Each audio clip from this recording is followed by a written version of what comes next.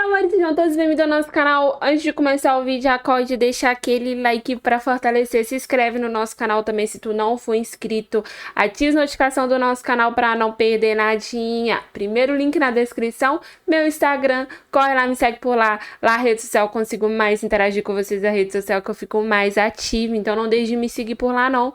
Me chama no direct pra gente ser amiguinha. Hoje a gente tá aqui, vidinhas, pra reagir mais um vídeo aí do canal Eurofut, né? Que é um canal sensacional. Vocês me indicaram muito esse vídeo aqui. Teve um pessoal que me mandou até no Instagram, né, pra me reagir esse vídeo, que é um vídeo muito bom. Na verdade, todos os vídeos do canal Eurofut, acredito que sejam bons, né, porque a forma que ele traz pra gente é sensacional. Pra mim, é um dos melhores canais aí que falam, né, de futebol. E é sensacional reagir porque a gente entende muito através desse canal. Então, se tiver alguma sugestão de vídeo desse canal que vocês quiserem que eu traga aqui no nosso canal, deixa aqui nos comentários nas sugestões. Combinado, meu amor? Bora aqui reagir. O nome do vídeo que a gente vai reagir hoje é Craques Eternos, Johan Cruyff, revolucionário do futebol. Bora que esse vídeo é grande, em 40 minutos. Bora ver, 1, 2, 3 e pum. Existem jogadores históricos e existem treinadores históricos. E um certo holandês que conseguiu ser as duas coisas. Eita! Hoje você vai conhecer a história completa de Johan Cruyff, uma das mentes mais brilhantes que já passaram pelo futebol. Que legal, né? Fazer parte de tudo.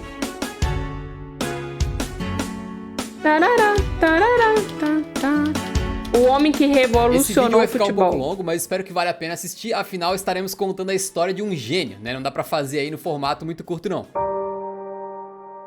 Deve contar a história dele mesmo, né? Por trás de tudo. Que é o que eu mais gosto. Johannes Cruyff, mais conhecido como Johan Cruyff, né? Nasceu em Amsterdã, na Holanda, em abril de 1947. E desde pequeno, ele teve a sua vida conectada ao Ajax, né? A sua mãe, Petronella, já trabalhava no clube desde que ele era garoto. E o pai dele, o Hermanos, tinha uma merceariazinha, onde ele fornecia frutas, legumes, vegetais ali pro Ajax também. E o garoto Cruyff era daqueles moleques que fica jogando bola na rua. E nesse contexto que ele foi identificado pela primeira vez e acabou entrando pro clube do Ajax, né, aos 10 anos de idade. Eita, então ele entrou para as novo. categorias de base com essa idade e com 17 anos, em 1964, ele faz a sua estreia no campeonato holandês pelo Ajax contra o Groningen. O clube perde, né, aquela partida, só que o jovem Johan Cruyff deixa o seu cartão de visitas, mostrando que ele tinha potencial para ser um grande meio atacante, marcando seu primeiro gol logo na sua estreia. E essa derrota na estreia não foi um resultado atípico não, porque naquela temporada de 1964-65, o Ajax estava muito mal e terminou em 13º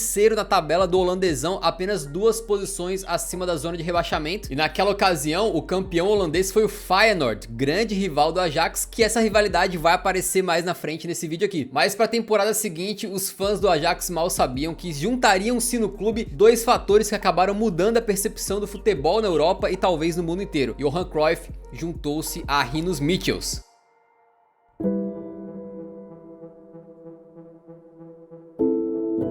Em 1965, o Ajax assina com um ex-jogador para ser o seu novo técnico, o Rinus Michels. Ele, que acabou se tornando o maior técnico da história do clube, veio repleto de ideias para revolucionar o futebol do Ajax, e quem também estava cheio de ideias diferenciadas e enxergava o jogo de uma maneira diferente era o próprio Johan Cruyff. Aí você junta 2 revolucionários do futebol, um com o outro, e o resultado só poderia ser esse, né? Uma revolução. E logo na primeira temporada, essa química já começa a dar certo, beleza? O Ajax na temporada anterior tinha brigado para não cair, como a gente falou agora há pouco, né? E logo depois, então, em 65, 66, eles levam o título do holandesão pra casa, ficando 7 pontos de vantagem aí na liderança, à frente do próprio Feyenoord, e ainda tendo o melhor ataque e a melhor defesa da competição. De quase rebaixado a campeão com sobras. Foi aqui que começou a tomar corpo o que passou a ser chamado depois de futebol total. O futebol marcado por jogadores que não tinham posições fixas em campo, eles ficavam constantemente trocando, uma hora aqui, uma hora ali, como um carrossel. Na temporada seguinte, em 1966, 67, os caras liderados pelo Rinus Michels fora de campo e pelo Johan Cruyff dentro de campo não tiraram o pé do acelerador, especialmente o camisa 14 do Ajax aí, né, que começou a ter a sua primeira temporada ali em que ele poderia ser apontado como um dos melhores jogadores na Europa. O Ajax faturou o bicampeonato holandês, mais uma vez deixando o Feyenoord comendo poeira em segundo lugar e marcando 122 gols na competição, dos quais 33 foram feitos pelo Johan Cruyff, com o detalhe de que eram 34 rodadas, né? né? E ele marcou 33 gols, Jesus, ou seja, uma média de praticamente máquina, um gol por jogo, jogo apenas na sua terceira temporada como profissional, ou seja, um amadurecimento muito rápido e meteórico do camarada, né? Sim. Além disso, o Ajax foi pra final da Copa da Holanda contra o NAC Breda e ganhou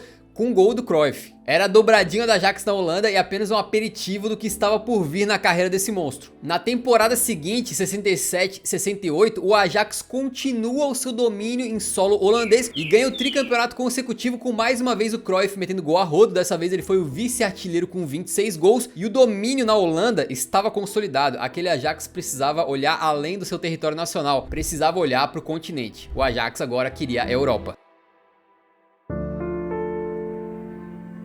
Eita, e agora a parte triste. Pela terceira temporada consecutiva, então, o Cruyff metia gols de forma absurda no campeonato holandês. Foram 25 na temporada 68-69, mas foi uma grande frustração, porque o Ajax começou a ter essa gana por ganhar um título europeu, né? E acabou que no holandês deixou o título escapar e perdeu justamente pro Feyenoord. E aí na Copa dos Campeões, que hoje a gente conhece como a grandiosa Champions League, os liderados de Rinus Michels foram pro primeiro grande embate naquela competição contra o Benfica nas quartas de final. Benfica, numa fase sensacional, liderados pelo Eusébio, né, o Pantera Negra, era um dos times mais fortes da Europa, e o confronto foi tão equilibrado que eles precisaram de 3 partidas para decidir a parada, porque naquela época não tinha disputa de pênaltis e nem o gol qualificado fora de casa para decidir quem passava num critério de desempate, né? Então o desempate era feito numa partida extra, o terceiro jogo. E nesses 3 jogos, o Cruyff marcou 3 gols e ajudou o Ajax a avançar, eliminando o Benfica. E naquela época, a Champions League tinha apenas campeões nacionais mesmo, né? Então o próximo adversário foi um time que talvez vocês nunca tenham ouvido falar, que foi o Spartak Trnava nas semifinais. Nunca ouvi falar mesmo. Tem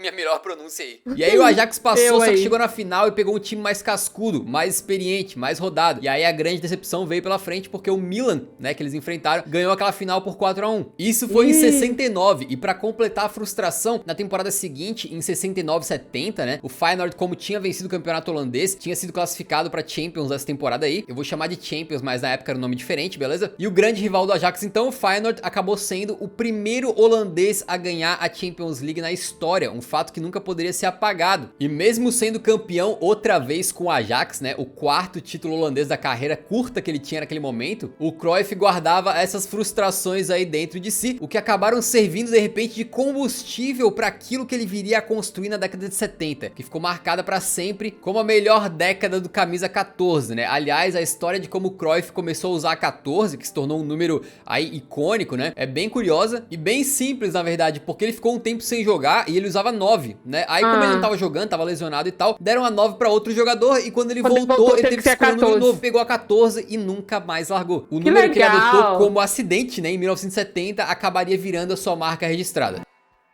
Legal demais. Na temporada 70-71, então, o Ajax estava de novo na Champions League por ter recém ganhado aí o campeonato holandês. E o Cruyff, então, estava liderando aquele time que estava com um gostinho amargo na boca e não queria deixar o Feyenoord ser o único clube holandês campeão da Liga dos Campeões. Apesar de o futebol ser muito mais parelho naquela época, né, com menos disparidades econômicas e elencos que eram mais equilibrados entre os vários times europeus, o Cruyff nunca teve medo de ir pro embate com times mais fortes, times mais ricos e endinheirados. Para ele, o jogo era decidido em campo, na bola, e ele acabou falando uma frase sobre isso que virou histórica. Por que você não pode bater um clube mais rico? Eu nunca vi uma mala de dinheiro marcar um gol. O que será que o Cruyff diria do mundo em 2022 dominado por PSGs, Cities e Chelseas, né? Naquela temporada, então, em 71, o mata-mata acabou colocando o Ajax para jogar contra o Celtic e o Atlético de Madrid, mas eles não tiveram muita dificuldade para chegar na final para jogar contra o Panathinaikos, que era treinado pelo lendário Ferenc Puskás, né? Mas não havia lenda que pudesse parar o Ajax do futebol total, que ganhou aquela sua primeira Champions, então vencendo por 2-0 e fazendo com que aquele gostinho que o Feyenoord tinha sentido de ser o único clube holandês a ser campeão europeu, né, durasse apenas um ano, porque o Ajax foi campeão logo em seguida. E pra coroar ainda mais aquele ano de 1971, o Cruyff é eleito o Bola de Ouro pela France Football, se tornando o primeiro jogador holandês da história a vencer aquela honraria. Mas se você acha que o Cruyff ganhou essa parada aí, e ele e os coleguinhas dele foram pra praia ficar lá tomando um martini de boas tranquilão, você tá muito enganado, porque eles queriam mais, tá? O Ajax queria queria agora unificar Fome na de mesma vencer. temporada os títulos do holandês e da Champions League. E por isso eles até acabaram esnobando o Intercontinental,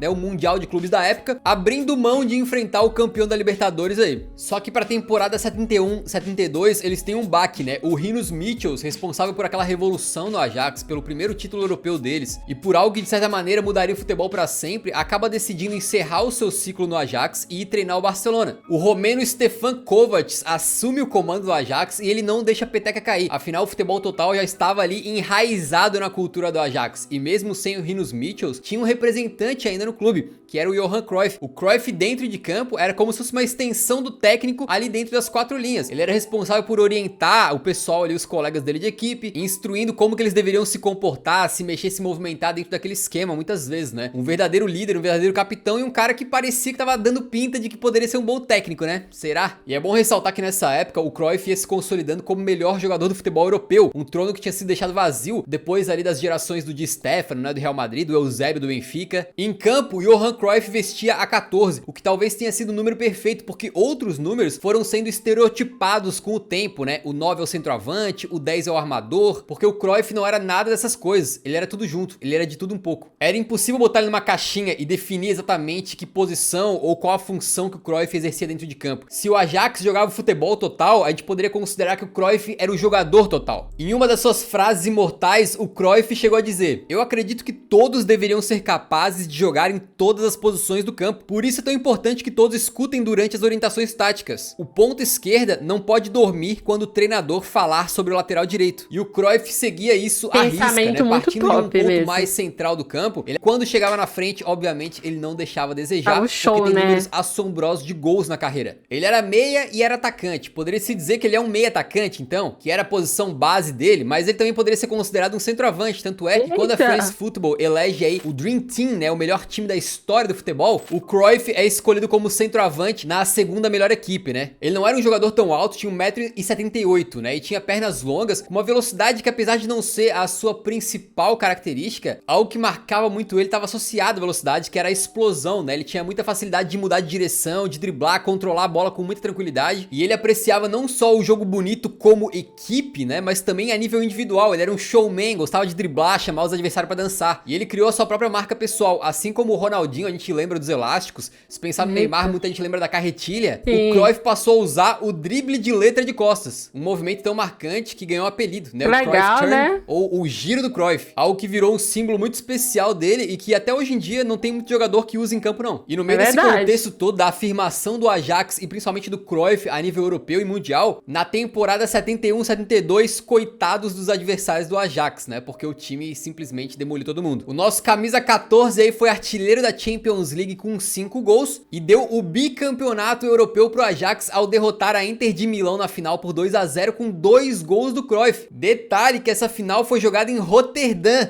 justamente a cidade do Feyenoord, o grande rival do Ajax na época. E no campeonato holandês, o Ajax também não tirou o pé. Foram 30 vitórias em 34 jogos, campeões com sobras, né? Tendo o Cruyff como artilheiro com 25 gols. E pra finalizar, Uma então, o máquina clube de mesmo. Amsterdã ainda ganha a Copa da Holanda, fechando uma tríplice coroa histórica daquele que foi o melhor ano de todos os tempos do Ajax, mas faltava uma coisa. Naquele outro Mundial de Clubes, eles tinham se recusado a participar, vocês lembram, né? Mas em 72 foi diferente. O Ajax foi lá pra Argentina enfrentar o Independiente pelo Intercontinental e venceu, sendo consagrado então campeão do mundo naquela época. O Ajax estava no topo do planeta, ganharam tudo que disputaram e chegavam pra 72, 73 completamente consolidados, reconhecidos como melhor time em atividade, né, com o Cruyff sendo altamente considerado um dos melhores, se não o melhor jogador do planeta. No holandesão são campeões aí com mais de 100 gols marcados, e o verdadeiro obstáculo seria ganhar o terceiro campeonato consecutivo da Champions League, e veio pedreira pela frente. Quartas de final, eles tiraram o Bayern de Munique, que viria depois do Ajax a se tornar o time mais forte da Europa. Semifinais, pegaram o maior vencedor da Champions, que era o Real Madrid já naquela época, e na decisão não tinha como comparar o Ajax, né, então a Juventus perde de 1-0 e o clube de Amsterdã confirma o seu tricampeonato europeu consecutivo, o primeiro time a conseguir isso depois do Real Madrid na década de 50. E no fim de 1973, o Cruyff então é eleito o bola de ouro pela France Football, futebol pela segunda vez, mas mesmo com esse reconhecimento do seu talento, uma coisa mexeu muito com o Cruyff. No fim da temporada, os jogadores do Ajax fizeram uma votação para decidir quem que seria o capitão do time, e outro jogador histórico do clube, o Pat Kaiser, acabou ganhando então aquela votação. O Cruyff ficou sentido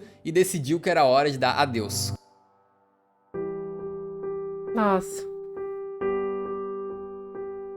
Em agosto de 1973, então, o Cruyff resolve que queria seguir os passos do Rinus Michels e acabou se transferindo para o Barcelona naquela que na época foi a maior transferência da história, 1 milhão de euros. Lembrando que valores de transferências, quando a gente tá falando de um passado mais remoto, né, como da década de 70, são bem contestáveis porque a gente traz para euros no dia de hoje, então tá cheio de conversões e arredondamentos, mas de qualquer maneira o valor era tão alto para a época que o governo espanhol quis barrar a transação. O Barcelona teve que fazer uma gambiarra administrativa, né, uma contabilidade criativa e registrar o Cruyff como uma peça de máquina agrícola. Inscrever o Cruyff como um trator, é isso mesmo? Quando eu vi, eu achei inacreditável, né? Fui verificar, mas parece que foi isso mesmo que rolou. E esse investimento de peso por parte do Barcelona se justificava porque o clube vinha mal das pernas, estava numa crise, 13 anos sem ganhar o Campeonato Espanhol, e quem melhor pra resolver esse problemão do que o melhor jogador do planeta? E aqui a gente tem que parar pra pensar quão ousado foi o Cruyff, porque ele era considerado o melhor jogador do planeta, poderia ter ido pra onde ele quisesse, né? Tava jogando no time que era atual tricampeão europeu e resolveu sair. E não saiu pra um clube que também tava forte. Saiu pra um clube que tava mal. Pra um time que precisava de uma revolução, assim como ele tinha feito no Ajax. Então o Cruyff vestiu a camisa 9 do Barça. E demorou o total de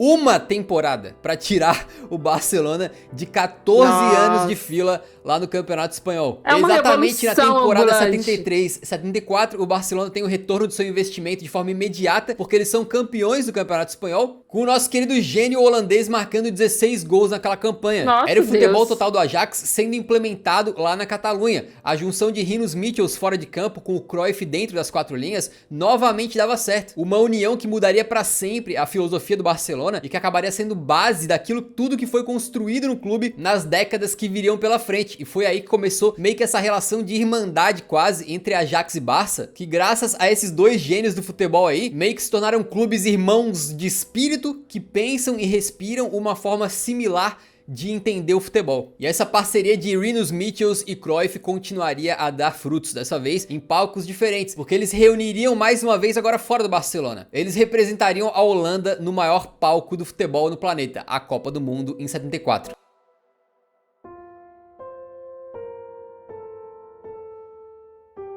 Aquela Copa ficou marcada como a primeira e única na carreira do Cruyff e também eternizada pelo mundo ter passado a conhecer então o que era de fato o futebol total. Afinal, aqueles eram outros tempos, não tínhamos smartphones, não tínhamos internet, então o que acontecia ali em solo holandês ou na Champions League não chegava com tanta facilidade no restante do mundo, mas a Copa do Mundo era diferente, todo mundo assistia. E logo de início, o Cruyff já causa polêmica naquela Copa do Mundo, porque a Holanda era patrocinada pela Adidas e tinha aquelas famosas 3 listras assim no braço da camisa, e como o Cruyff era patrocinado pela Puma, ele não queria fazer propaganda de graça, entre aspas, para Adidas, então ele foi visto sendo o único jogador daquele plantel holandês que arrancou uma das listras para ficar apenas com duas, tirando assim aquela representação da Adidas, né? Ele chegou até a ameaçar não jogar o torneio, sendo que ele era a grande estrela, o grande craque, né? Naquela época o Pelé tinha se recusado a participar da Copa, e para não ficar de fora, então a solução encontrada pro Cruyff foi arrancar uma das listras, o que acabou gerando imagens icônicas, né? Em que ele tá jogando com apenas 2 listras, o restante dos jogadores todos com 3, virou meio que um charme, né? Agora imagina se pudesse isso hoje em dia, né? O tanto de camisa mutilada que a gente não ia ter em campo. Mas com polêmica e tudo, valeu a pena deixar ele tirar uma das listras. Deveria ter deixado ele rasgar o uniforme inteiro se ele quisesse, porque foi a Copa do Carrossel holandês. Com os jogadores de camisa laranja alternando suas posições no futebol intenso, a Holanda do futebol total massacrou seus adversários, incluindo Brasil e Argentina, confrontos nos quais aí o Cruyff marcou gols em ambos, para levar a Holanda à final da Copa do Mundo, justamente na primeira participação do Cruyff naquele torneio. Só que pro azar deles, o adversário na final era a Alemanha Ocidental, que tinha como base o Bayern de Munique, que viria a ser tricampeão da Champions entre 74 e 76, e que tinha jogadores excepcionais como o Sepp Maier, goleirão, né? E também o Kaiser, o Beckenbauer, assim como o Gerd Müller. E se o Ajax do Cruyff já tinha batido nos alemães aí na Champions League em temporadas anteriores, naquela Copa de 74 74 as coisas seriam diferentes. A Holanda perde aquela final de virada para os alemães, o que seria então aquela derrota, cara, acaba sendo mais lembrada hoje em dia até do que a vitória da Alemanha. O futebol encantador acabou sendo um legado que marcou gerações, coisas que muitas vezes a vitória simples, às vezes mais pragmática, não é capaz de fazer. E mesmo com o vice-mundial, então, em 74, o Cruyff é eleito pela terceira vez o Bola de Ouro pela France Football, se tornando o maior vencedor do prêmio naquela época. Eita, só falta ele ter lesionado. Os anos que viriam a seguir seriam aí o declínio do Cruyff, né? Ele continuou no Barcelona, mas sem aquele protagonismo, sem aquela genialidade toda dos anos anteriores. E durante a sua passagem por lá, ele consegue apenas mais um título com o Barça, que foi a Copa do Rei em 1977-78. E aquele ano de 78 era ano de Copa do Mundo, mas o Cruyff decidiu não participar e acabou nunca mais vestindo a camisa da seleção holandesa. O motivo ele só revelaria 32 anos depois, em 2010. Ele disse que na época viu a sua família sofrer um assalto na cidade de Barcelona e que seus familiares ali correram risco sério de vida e que depois disso o Johan não conseguiria estar focado no futebol tranquilo o suficiente para exercitar o seu melhor dentro de campo. Pensei que era não ia ter o foco necessário para jogar uma Copa do Mundo. E outra coisa que incomodava o Cruyff era a violência que ele sentia no Campeonato Espanhol, né? O cara era muitas vezes caçado dentro de campo, dava aquela apanhadinha. Em 1978 ele decide por fim a sua passagem pelo Barcelona e também como jogador de futebol, né? Se aposentando. Acontece que, e lá vem a parte mais bizarra do vídeo, beleza? Parece que o Cruyff se meteu nos investimentos aí e caiu na mão de alguns salafrários que enganaram ele e roubaram grana dele. Foi enganado por um caloteiro e o Cruyff acabou vendo, então, sem dinheiro, a oportunidade de fazer uma grana. Eita, do nada o vídeo para. Na melhor parte. Jogando no futebol dos Estados Unidos. Então ele volta a jogar e acaba reeditando a dupla com o Rinus Michels, dessa vez no Los Angeles Aztecs, lá dos Estados Unidos, sendo considerado o MVP, né, o jogador mais valioso da liga naquela época, e depois chegou a jogar um pouquinho também pelo Washington Diplomats. O Cruyff teve um problema de lesão em 1981 e também dizia-se que ele não gostava dos campos de grama artificial que eram mais comuns lá nos Estados Unidos. Então ele acabou tendo curtas passagens por alguns clubes nessa reta final de carreira. Chegou a negociar uma ida com o Leicester, né? Quase fechou pra Inglaterra lá, mas acabou indo pro Levante da Espanha. Mas as coisas não deram certo pra ele lá. Ele acabou fazendo 10 jogos apenas, né? Antes de resolver fazer valer aquela máxima de o bom filho a casa torna. Cruyff volta pro Ajax então em 81, de repente naquele pique de fazer uma última dança, né? Mas a personalidade dele era inquieta, incontrolável, ele era um cara revolucionário, disruptivo, e isso acabou gerando um pouco de caos nessa reta final de carreira pra ele, né? Mas começando essa segunda passagem pelo Ajax, em 1982, o Cruyff junto com um camarada colega dele lá de time, que era o Olsen, acabam fazendo um momento histórico aí, icônico do futebol, que foi quando eles bolaram uma cobrança de pênaltis, em que é um passe ao invés de um chute, para um segundo jogador invadir a área e tocar de volta pro primeiro ou finalizar e fazer o gol. Algo que seria repetido por Luizito Soares e Lionel Messi em 2016 no Barcelona, um fato que foi bem popular aí na época, né? E nesse período, o Cruyff ainda dividiu o campo com duas promessas daquele Ajax, que acabariam seguindo seus passos na seleção da Holanda e que virariam jogadores históricos, o Rijka e o Van Basten. Inclusive falamos deles aí no vídeo especial de Milan dos holandeses. Mas voltando pro Ajax, com o Cruyff no time, eles ganham o campeonato holandês da temporada 81-82 e na temporada seguinte eles ganham a dobradinha na Holanda. E mesmo assim, chega no final da temporada e o Ajax resolve não renovar o contrato do Cruyff por considerar que ele tava velho demais, 36 anos. Assim acabava então de vez a passagem do Cruyff pelo Ajax, mas não foi de uma forma bonita, com uma despedida acalorada, nem... Normalmente, gente, com quantos anos que os jogadores se aposentam hoje em dia? Porque 36 anos eu acho que é novo, né? A gente vê aí o Messi, o Cristiano Ronaldo, o Thiago Silva, esses jogadores aí que são lendários e que são mais velhos e que jogam até hoje, participam de Copa, campeonatos e tudo mais. Antigamente, então, 36 anos era considerado velho para jogar? Me falem aí nos comentários. Nada. Foi com o Cruyff amargurado pelas decisões tomadas pelo clube, disposto a provar para os engravatados que tomaram essa decisão que eles estavam errados em deixá-lo sair. O Cruyff estava vingativo e a maneira que ele expressou esse sentimento foi através do seu próximo contrato. Ele assinou com nada mais nada menos do que o Feyenoord, o grande rival do Ajax na época. Foi um momento tão chocante que a própria torcida do Feyenoord tava contra essa transferência, né? Mas o Cruyff não tava nem aí. Pensa como isso foi louco, velho. Extrapolando isso pros dias atuais, né? Usando a nossa imaginação, seria mais ou menos como se o Barcelona um dia não quisesse renovar com o Messi por causa da idade, aí ele falasse, ah é? E assinasse com o Real Madrid na sequência sequência, manja? Lá o Cruyff começa a usar a camisa 10 e acaba se unindo com um camarada que seria também um grande jogador da laranja mecânica, né? O Ruud Gullit. E o resultado disso é que, digamos que, cara, você não deve mexer com a honra de um dos melhores jogadores da história. E aí na temporada 83-84, tomado pelo ódio, né, e pelo sentimento de vingança, o Cruyff consegue no Feyenoord ser tanto campeão holandês, coisa que o clube não conseguia há 10 anos, como também levar a dobradinha nacional pra casa, ganhando a Copa da Holanda. E o Ajax teve que engolir seco, mano, e se arrepender da decisão, porque eles ficaram apenas em terceiro no holandesão e tiveram que ver o Cruyff levantando 2 taças no mesmo ano. Aí sim, né, com a dignidade restaurada, mais tranquilo, com a sua vingancinha meio que finalizada, né, o Cruyff resolve de fato pendurar as chuteiras e era o fim da carreira de um dos jogadores mais brilhantes de todos os tempos. Ao longo de 20 anos de carreira, ele ganhou 22 títulos, sendo 10 ligas nacionais, né, 9 na Holanda e uma na Espanha, além do marcante tricampeonato da Champions League, marcando 403 gols na carreira, sendo 271 pelo Ajax. Números daquela época também às vezes são um pouco inconsistentes, beleza? Mas é mais ou menos por aí.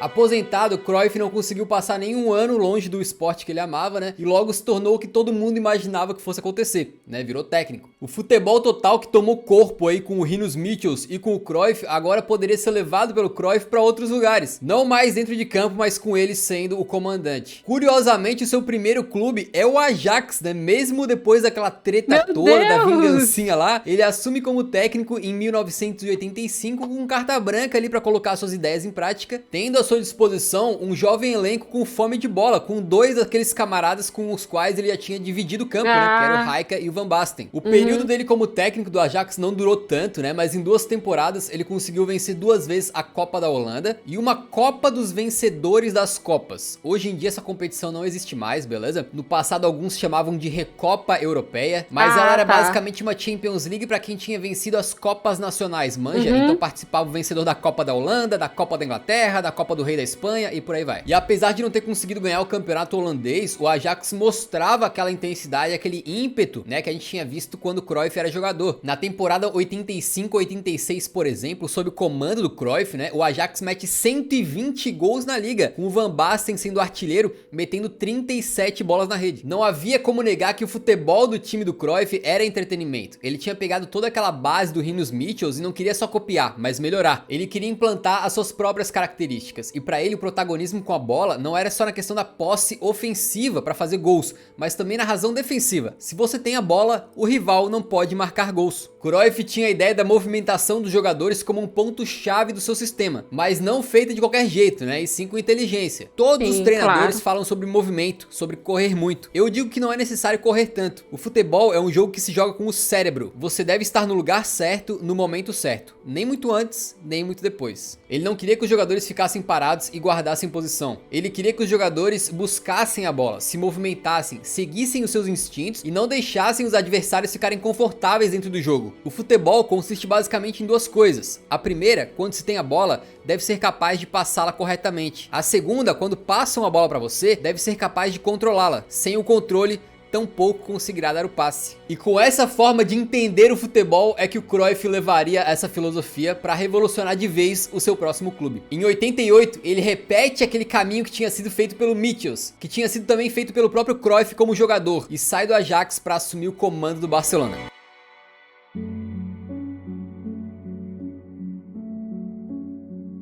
E mesmo antes de iniciar a sua jornada como técnico do Barcelona, o Cruyff já tinha mudado a filosofia, né, do clube quando ele passou por lá como jogador. E quando ele, por exemplo, insistiu e convenceu o presidente dos Blaugranas na época, o Josep Núñez, a criar um centro de formação de jovens semelhante ao modelo que o Ajax fazia lá em Amsterdã, com o objetivo de dar extrema atenção e prioridade para a formação de atletas jovens e fazer com que eles chegassem no time principal já preparados e acostumados a jogar o futebol seguindo a filosofia de jogo do clube, algo que redefiniu por completo a formação de talentos no Barça, que hoje a gente conhece como sendo uma grande fábrica de craques, né, La Masia, e é mais uma daquelas coisas que acabou aproximando bastante Ajax e Barça, né, a forma de pensar a formação de atletas. Eu acho terrível quando talentos são rejeitados com base em dados de computadores. Baseado nesse critério, eu teria sido rejeitado no Ajax. Quando eu tinha 15 anos, não podia chutar uma bola a 15 metros com a minha perna esquerda e talvez nem 20 metros com a minha perna direita. Minhas qualidades técnicas e visão de jogo não não eram detectadas por um computador. Na visão do Cruyff, até mesmo um jogador que não demonstrava um grande talento quando era moleque poderia acabar virando um bom jogador. Decretar que um jogador é um fracasso na sua adolescência ou que ele não é bom o suficiente quando o cara é muito jovem, uma criança, pra ele era um erro abominável. Hoje em dia, muito do futebol é assim, né? A gente vê que é uma fábrica de jogadores jovens que muitos não conseguem seguir suas carreiras, acabam não se tornando profissionais. A gente também tem clubes fazendo recrutamento de jogadores com base em dados de computador, né? Que talvez faça o Cruyff se remoer no caixão dele, mas deu certo pra muita gente. Tem aquele filme Moneyball, né? Que fala sobre isso. E o Brentford da Premier League também aplicou táticas semelhantes, né? E hoje em dia a análise de dados é absolutamente essencial no recrutamento. Mas de qualquer maneira, essa visão do Cruyff sobre os jovens acabaria mudando toda a filosofia do Barça, né? O que foi explicado de certa maneira numa entrevista do Guardiola, que era pupilo do Cruyff aí. Não se entende a minha vida profissional sem a presença de Cruyff. Bastava sua presença com seus óculos escuros e você se borrava.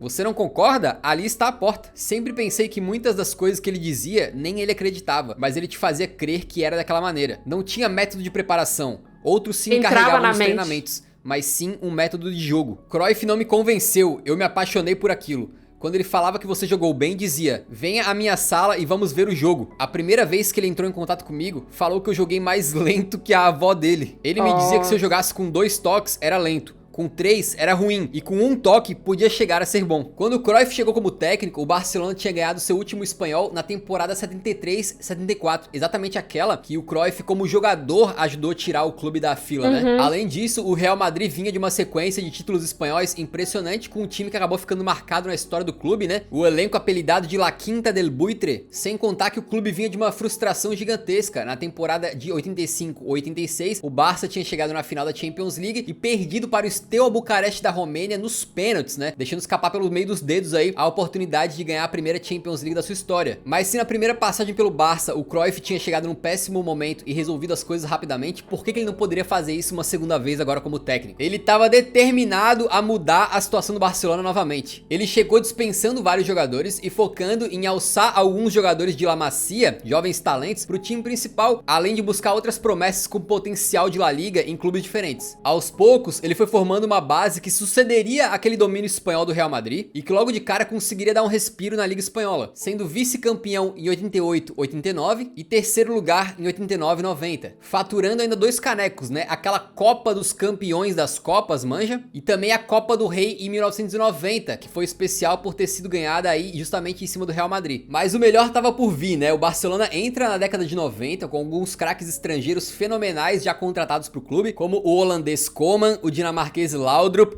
e o búlgaro Stoichkov, além de jogadores espanhóis que já estavam no time, como o próprio Pep Guardiola, né, o Zubizarreta e o Begiristain. E ali então se iniciou aquela sequência vitoriosa que daria nome àquele time, né, o Dream Team.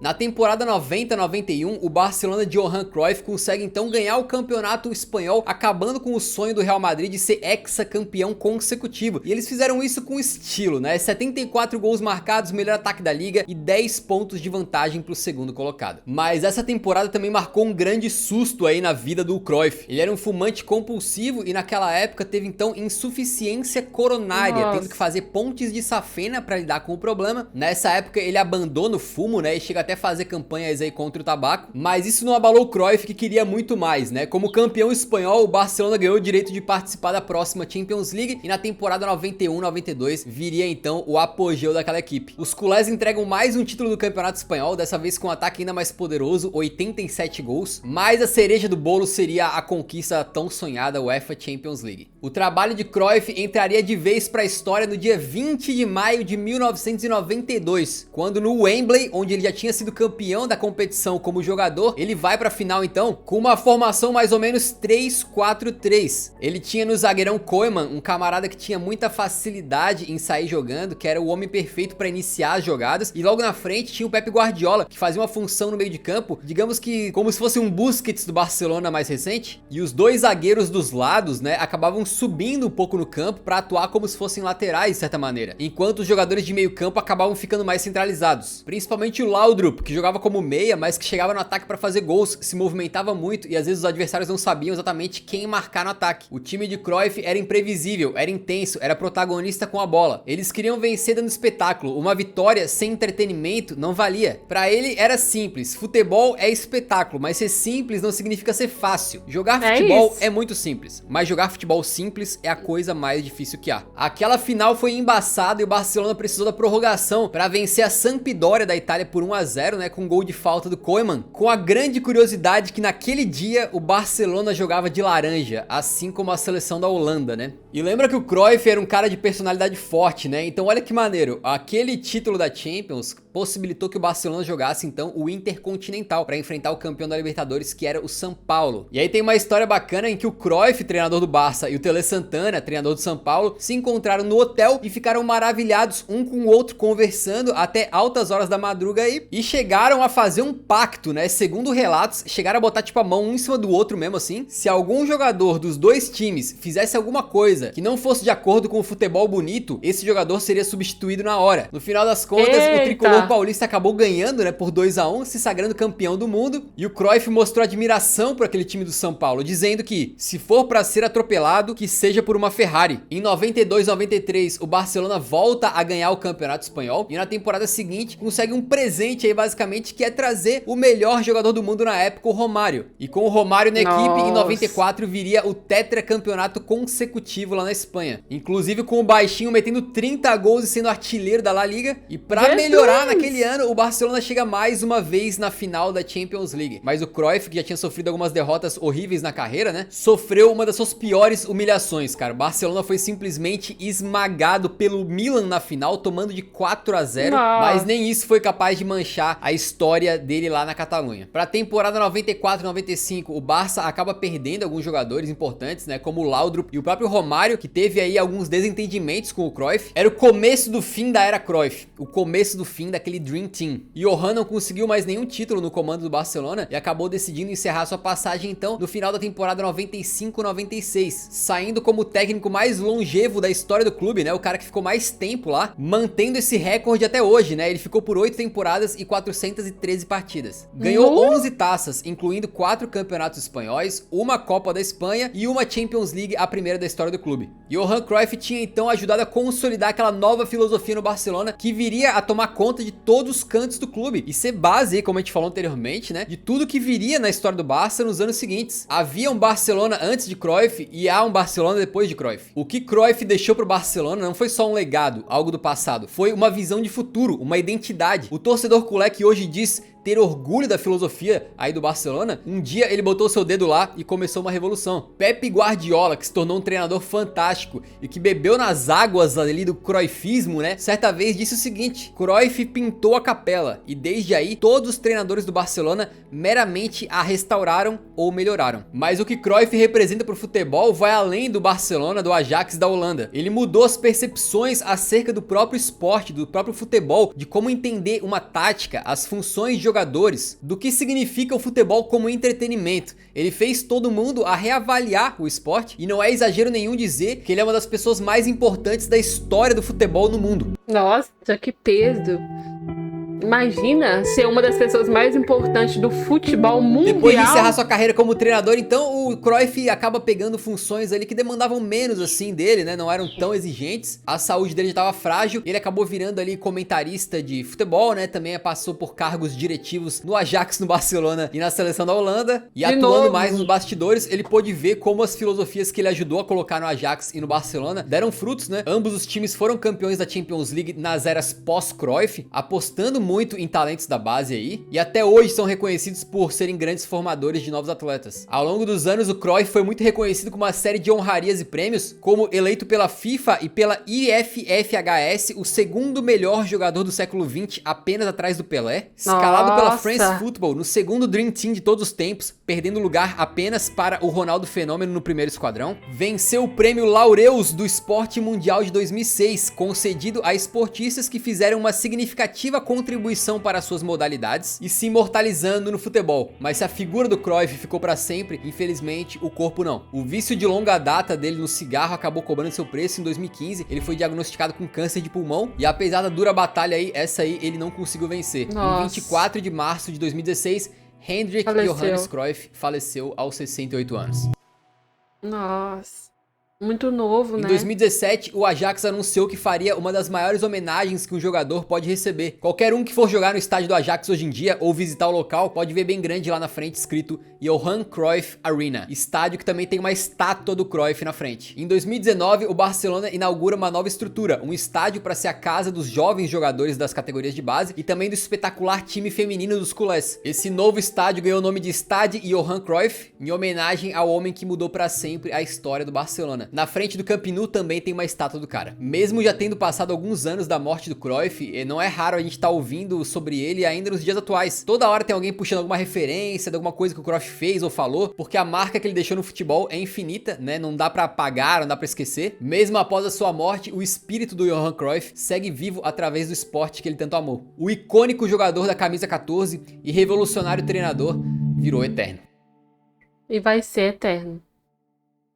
Realmente uma história fantástica que eu espero muito que vocês tenham gostado. Se vocês gostaram e chegaram no final do vídeo, por favor deixa o like, porque esse vídeo dá um trabalhão pra fazer, beleza? Isso aí apoia demais o canal. Se você quer ver vídeos históricos como esse, pode sugerir temas nos comentários, tanto jogadores eternos aí, como times inesquecíveis também. Eu acho bem bacana a gente fazer um acervo de vídeos que falem sobre esses grandes craques, essas grandes lendas. Nos vemos no próximo vídeo então, muito obrigado por acompanhar até o final. Um grande abraço, falou! Que canal fenomenal, né, gente? Nossa senhora, como ele fala aqui no final do vídeo, né? Que deu um trabalhão. E eu imagino o trabalho que é pra fazer um roteiro de um vídeo de 40 minutos, com tantas informações concretas, sabe? Com a forma dele falar, edição, tudo sensacional. A história que ele contou hoje, né? Desse eterno, né, revolucionário que transitou em todas as áreas ali possíveis do futebol, né, que deixou uma memória, deixou um legado lindo, ficou pouco ali atrás dos títulos, né, que ele ganhou ali depois de ter percorrido por tantas áreas ali do futebol, ficando apenas assim atrás do Romário, do Ronaldo Fenômeno, né, a gente pode ver o quanto ele é grande, o quanto ele mudou a história do futebol mundial, e não é à toa, né, que ele é reconhecido até nos dias de hoje e será para sempre lembrado. Lendas e lendas eternas aí que a gente tem conhecido no nosso canal. Muito bom o vídeo. E aí, se tiver mais vídeos aí do Eurofoot que vocês quiserem que eu traga aqui no nosso canal, deixa aqui nos comentários. Não deixe passar no canal original, deixar aquele like lá para fortalecer. Se inscreve no nosso canal também se tu não for inscrito. Ative a notificação do nosso canal para não perder a dica. Primeiro link na descrição, meu Instagram. Corre lá, me segue por lá. Lá a rede social eu consigo mais interagir com vocês, a rede social que eu fico mais ativa, então não deixe de me seguir por lá não. Me chama no direct pra gente ser amiguinha. Beijo no coração.